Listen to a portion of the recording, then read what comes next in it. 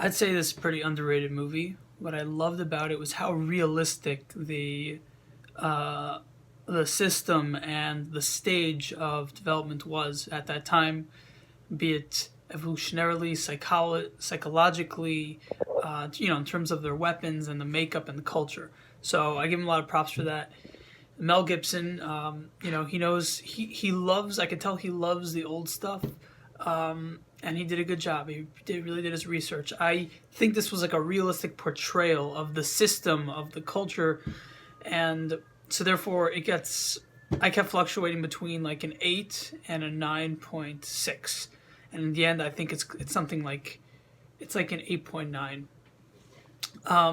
It just I just really liked it. It was done very well. Now I didn't know where it was going a lot of times. It felt like there was a whole journey. It was like a whole adventure. You went from like slow beginnings with happiness to excitement, and then death and gore and grossness, and they really took you on a ride. And because I never heard of this movie, I'm surprised, because it's pretty darn good.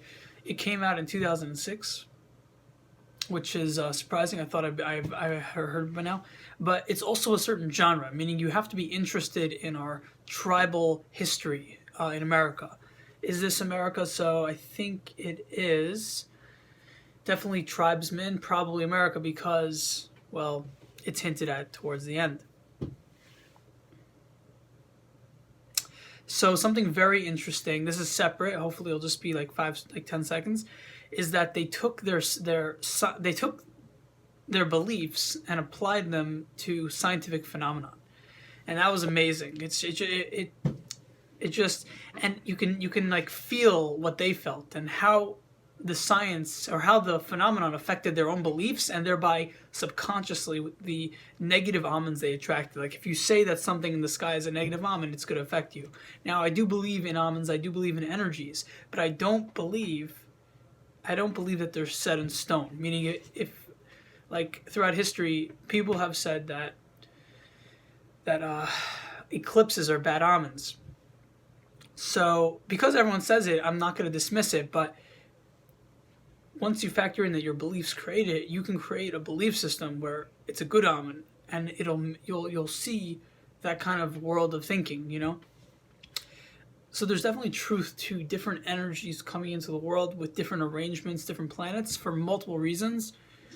One of them is very practical. What you see out there subconsciously affects you. So if you see a moon you see like the sun going out, yeah, you love the sun, you want heat, you want good crop, and then subconsciously be like, what the heck is going on? That's not natural. Has that ever happened? The gods must be mad at us.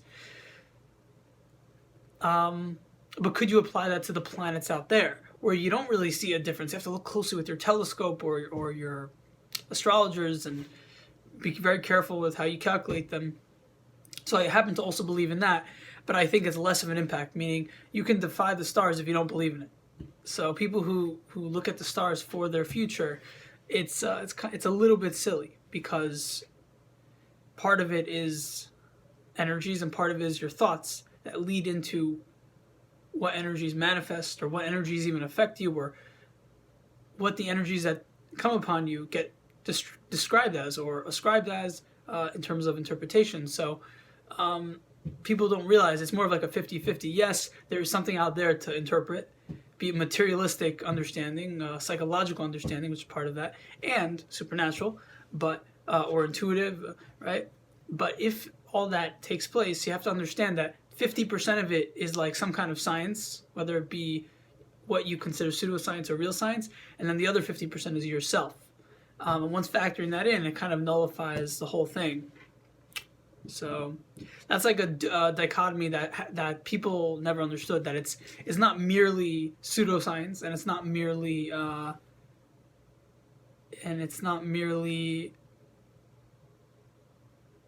true. It's not really, it's kind of both. It goes both ways, and there's truth to both ends. If you wanted to shut down this belief system, yeah, and that'll help your own belief system, but you'll need to figure out some other reason why bad crops happen and all that. And with the materialistic agenda, it's more of like, has nothing to do with beliefs, nothing to do with your actions, has more to do with just regular phenomenon in nature that are cyclical. Because we live in a chaotic world, nothing can be perfect. So, at the same time, your thoughts are contributing to that. So when people say appease God, there is kind of truth to that. So when the development came from you sacrificing people to get a good crop to sacrificing animals, it wasn't so far-fetched, because you do want to appease God. The question is how. So the way God is gets projected, and therefore it evolves and changes from generation to generation. And so the true God is obviously a love mechanism, if you will, but the love itself is not contingent upon some objective version of it. So therefore, the love is actually evolving to a more moral and selfless perspective, or even spiraling perspective, because things can always constantly be shifting in morality. So because one thing could be moral and then immoral again, and because application changes throughout history. Why? Because God himself is evolving. So this movie really brought out the nature of God, how God is evolving with us, because our own thoughts are attributing things, right? So it's not false that God wants good behavior, but where is God? It's your projection. It's your underlying who you are. Because everyone has a portion of what God is. So if you believe something is right, that's God believing something is right. And if enough people believe it, yeah. So it kind of has to do with what is God. God is like a majority viewpoint. But so when people believe that death equals God's desire, people know that. Like even the people in the crowd, Mel Gibson did a really fantastic job. Even the people in the crowd knew that this is bullshit. They're sacrificing some. First they said willing sacrifices, and they're like in fear, and then you see like the little boy, and he's like fat as fuck, and it's all about the aristocrats staying on top of the pyramid, literally on these tribal zones, and sacrificing people is just a way to appease the people, so you can get more power on top. So it really described that dynamic well. Meaning, it brought to my mind what God truly is. God is real, a projection of our own self, but there's always going to be some kind of objective morality that has to do with, this is wrong. Killing people in your own culture who don't want to die, and even if they did want to die, I'm sure that phased out already. What are you doing? And, which also brings into other questions like, is there a time in history where human sacrifice is moral? Meaning, is that part of our evolution? We have to believe that sacrifice is okay, then we transition to animal sacrifice, then you transition to no sacrifices and more of like a love thing, like more love morality. Like, is that part of the evolution? People, animal, and then morals, just general morals. So that's a question that comes into play. And that may have to do with more of the spiral mechanism, where God is not necessarily going to think that human sacrifice is never going to be allowed anymore. Because, for example, in different scenarios, it may come a time where you may say sacrificing one person scientifically will save millions of lives, or abortion. Statistically, you might come up with something. I don't know if this is true. If you allow abortion, you kill a baby, right? But the psychological pain that baby's going to have statistically raises the chance of him being a murderer, him being a suicidal, him influencing other people to be one of those things, him or her having trauma and therefore a very low quality of life, and spreading that to their children. So I'm not saying all that's true, but look at the statistics. So there might become a day where we may say, yeah, abortion is okay because of those reasons.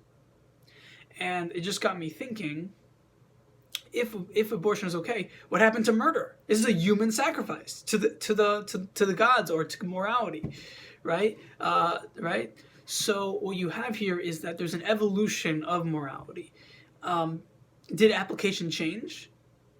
Not really. We just didn't know that killing off a baby born out of wedlock, a baby born in some annoying circumstance might be negative. Now, once again, that's not factual, but if it was, then you can get a sense that evolution, that psychological evolution and the evolution of morality is constantly changing, where it's never like something that was once immoral is never going to be moral again. It's just that we're going to develop to a point where we see it differently, and that's going to be part of our evolutionary psychology, which is just fascinating. All that got me thinking. And when you have a movie like that, well, pretty much I'm a big thinker, so a lot of times happens. But with Mel Gibson's understanding of the complexity of culture, it really hits home. So in the past, I was never into Mel Gibson because he was anti-Semitic, and I'm a Jew. No, I'm kidding. But if if that was a factor in the past, it's not a factor anymore. Because the times that he came out as anti-Semitic, well, he was drunk, and also learning about evolutionary psychology, how when you develop, you start to realize there are certain truths in this world. One of the truths is that personal identity is negative. Is like, it's not something you should want. It's the root of all of our suffering. And Mel Gibson, what he did was he talked about, what did these tribesmen do? They were very self-righteous. I am the jaguar, and they're competing, and they wear animal caps and bones under their chin to signify, like, this is who I am. I am the hunter, because it represents survival and respect in the clan or in the culture. So Mel Gibson doesn't like that. He doesn't like, because Mel Gibson, back in the day, I think the reason why he was racist was because he was evolving from stage green in psychological development to stage yellow. And when you're at stage green, you become very antagonistic towards those who are overly identify with their culture and their heritage. The reason why that is because when you have a collective identity that we're one planet, we're one world, man. All the hippies. When you have that, you realize, like, if you have a personal identity which is so insignificant, you can't even see an identity, it's taking away from the value of the previous stages of evolutionary psychology. So Mel Gibson was transitioning out of that, and that's why he was very anti-Semitic. And then once you reach stage yellow, you start to realize, like, who cares? It's just an identity, as long as you're not hurting anyone with it. The bad thing, the negative chance, though, is that if you hold that a person holding onto their identity is factually going to hurt other people, you may still have a negative take on them. But in the stage yellow, you're much more tolerant. You understand that everyone has a place to belong, and there's a way to make everything work. So it could be that's why you only heard it in the past, and which is cool. So that was just a lot of good juicy details, and maybe I'll even post this on my regular channel. My hair is messy, but I don't care anymore. I have no goals to really grow my channel. It's just to store good stuff, maybe juicy things in life, and all the best. And I hope everyone is doing well during this time.